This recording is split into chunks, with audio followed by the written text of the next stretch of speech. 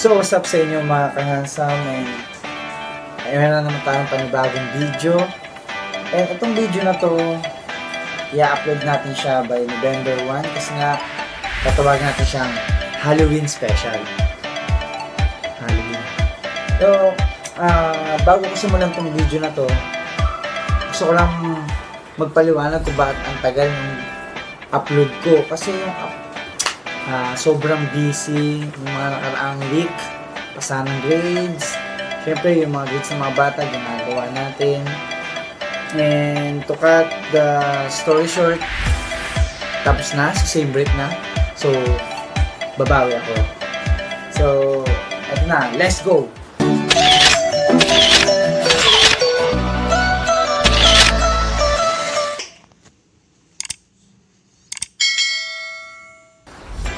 By the way, gusto ko magpasalamat sa, kung napapansin nyo yung intro video ko, yung Gaybansang TV. So, inedit siya ng isang estudyante ko, napakagaling mag-edit. No? Idol ko talaga siya pagdating sa edit. So, subscribe ko yung channel niya, ito. Godwill TV. So, subscribe ko sa kanya. Yung link nasa baba. Ayun na, let's go.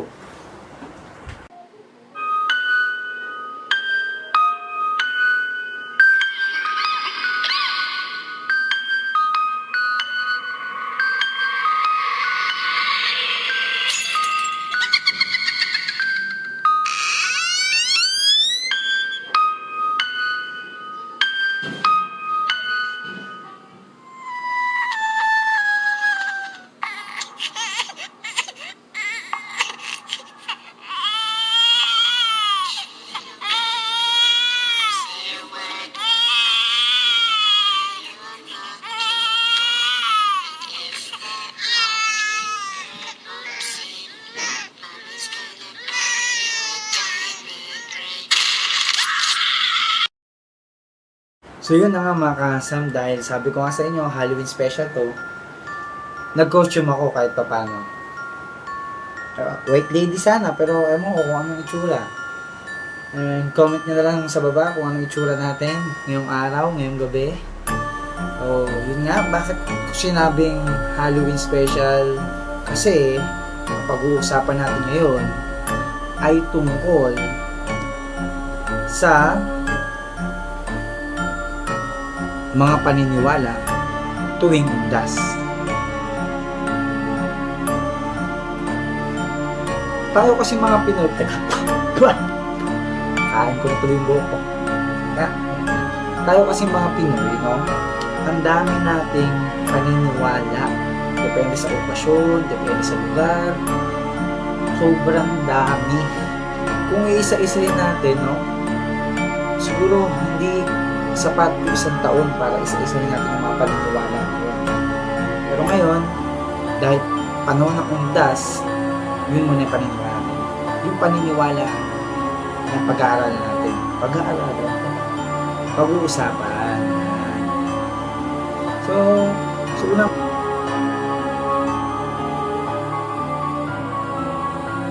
number one sa lahat, no, yung pag-aalay ng bulaklak. So, kahit anong bulaklak pa yan, basta makasanayan na ng mga Pilipino, no, na mag-alay ng bulaklak tuwing dadalaw sa puntod. Tama ba? Para sa akin, wala namang masama kung susundin yun, pero parang gastos. Pero may kanya-kanya naman tayong paniniwala siguro. Pero yun nga, una sa lahat, pag-aalay ng bulaklak. Comment down below kung kayo din ay paniniwala nyo din na mag-alay ng bulaklak.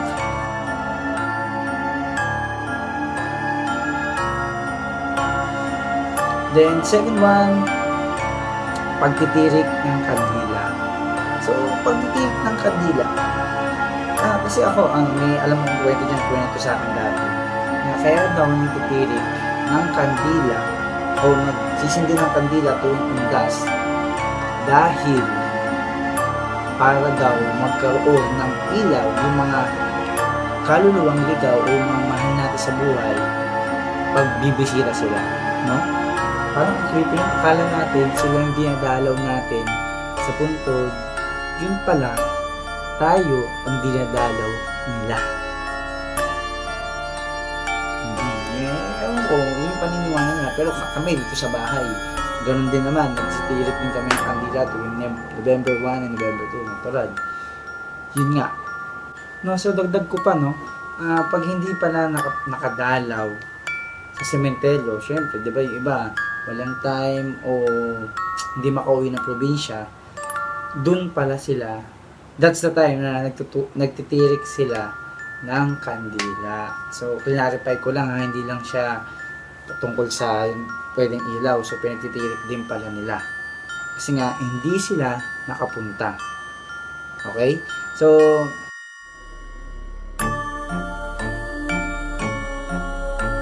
ang ating pangatlong paniniwala ay tungkol naman, no, sa mga kwento-kwento ng mga ninuno o ng mga kamag-anak. For example, nagkita-kita kayo magkakamag-anak.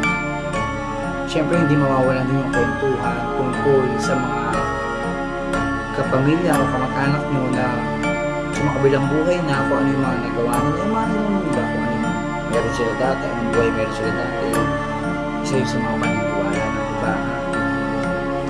Para sa akin, okay naman siguro pag-usapan. Basta ang mahalaga, yun tama. Hindi mo tatagdagan, babawasan mo yung tungkol sa wala na nga siya. Tapos kukwento mo pa siya ng mali, kukwento mo pa siya ng sobra-sobra. Mali yun. So, yun lang. So, next.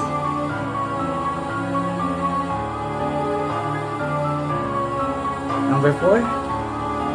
Isa pa dyan, yung pagsapit ng November 1 o November 2, dapat, no, alas 10 pa lang ng gabi, wala nang batang pakalat-kalat sa labas.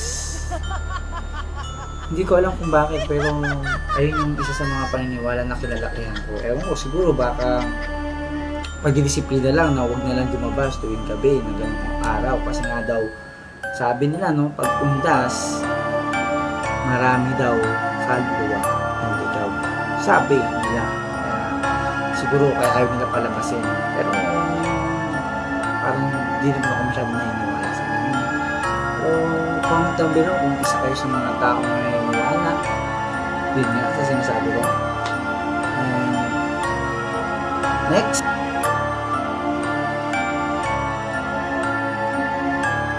Ang number 5. Tungkol sa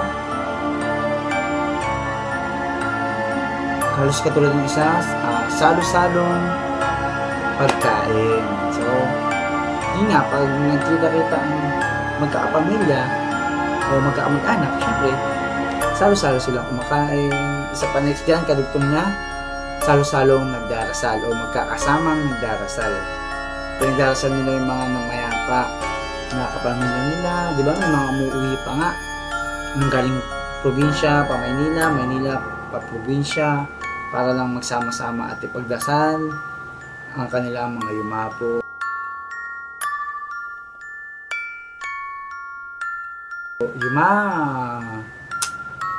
Ano ba nga ulit yun?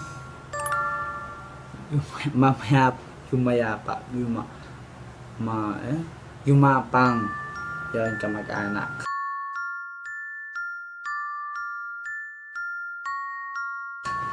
And our last na paniniwala na alam ko is yung pag-undas. Ang paniniwala is araw ng katatakutan.